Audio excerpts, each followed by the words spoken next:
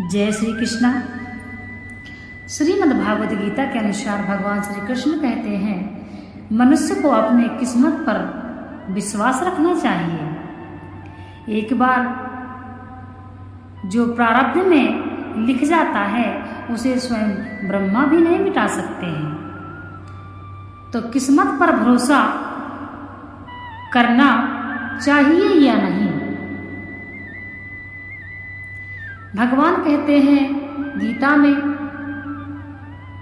किस्मत भी व्यक्ति के कर्मों के अनुसार ही लिखी जाती है। जैसे व्यक्ति कर्म करता है पिछले जन्म में, उसी के अनुसार व्यक्ति की किस्मत लिखी जाती है। किस्मत व्यक्ति अपनी स्वयं लिखता है। यह तो एक नाम है कि भगवान किस्मत लिखते हैं, भगवान किसी की किस्मत नहीं लिखते हैं। जैसा हम इस जन्म में कर्म करेंगे, वैसा ही हम अगले जन्म में अपनी किस्मत बनाएंगे। कर्मों को देखकर ही भगवान मनुष्य की किस्मत लिखते हैं। और किस्मत का लिखा टलता नहीं है। चाहे व्यक्ति लाख कोशिश कर ले, परंतु किस्मत में जो होगा वो वही प्राप्त कर सकता है। यदि किस्मत की नहीं चलती होती तो राजा जनक ने माता सीता को भी राजघराने में विवाह किया था।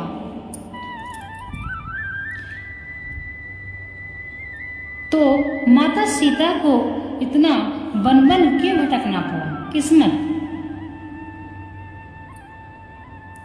मनुष्य जो भी देखता है, जो भी करता है, वह अपने सोच से और अपने मन से करता है।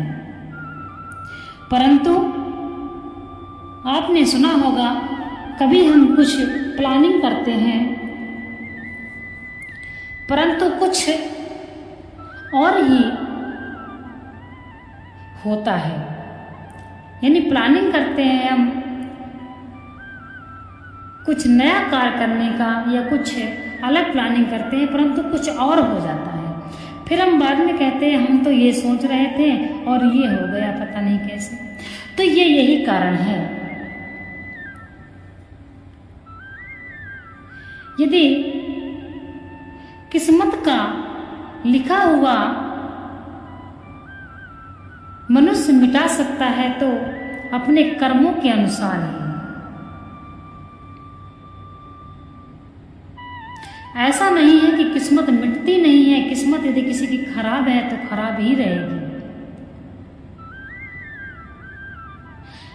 यदि व्यक्ति भगवान पर पूर्ण आस्था रखता है और अपने कर्म अच्छे करता है तो उसकी किस्मत भी उसकी दासी बन जाती है। यदि कर्म तेरे अच्छे हैं तो किस्मत तेरी दासी है।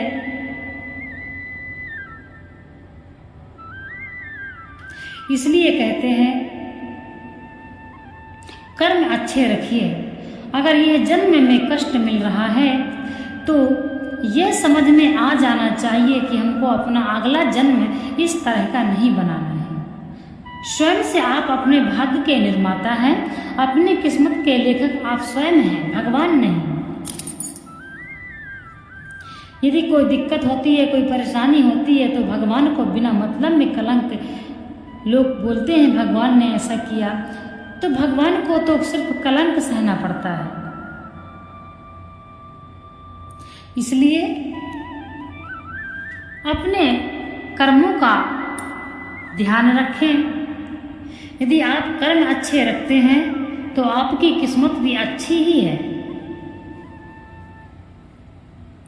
श्रीमद् भागवत गीता में भगवान श्री कृष्ण कहते हैं, मनुष्य मुझ पर पूर्ण भरोसा नहीं करता है पार्थ। यदि किसी के ऊपर कोई परेशानी होती है तो पहले वो 4 व्यक्तियों से जाके मदद मांगता है, फिर बाद में वह मुझे पुकारता है, तब भी मैं किसी न किसी रूप में उसकी मदद अवश्य करता हूं।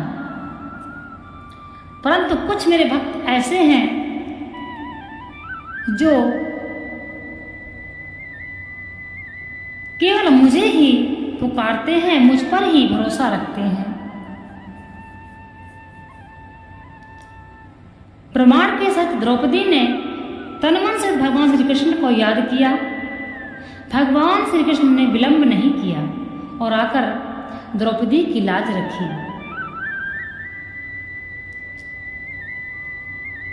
भक्त गजराज को ही देख लीजिए। जब गजराज हार गया और ग्रह का गढ़ बनने लगा, जब गजराज को कोई सहायता नहीं दिखी, असमर्थ हो गया और ग्राह का ग्रास बन गया, तब उसने एक कमल तोड़कर तालाब से वहीं पर और अपने शून्य में लेकर भगवान नारायण को ध्यान किया।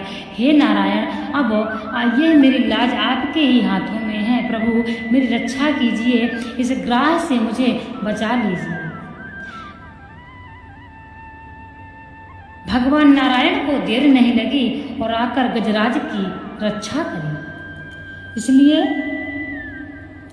भरोसा रखिए भगवान पर, तो भक्त गजराज जैसे। मनुष्य की सहायता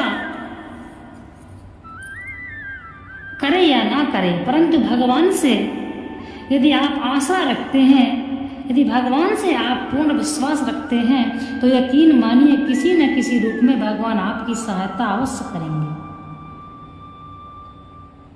जिस प्रकार से द्रौपदी तथा भगवान भक्त गजराज की रक्षा करें, उसी प्रकार अपने भक्तों की भगवान श्री कृष्ण सबकी रक्षा करते हैं।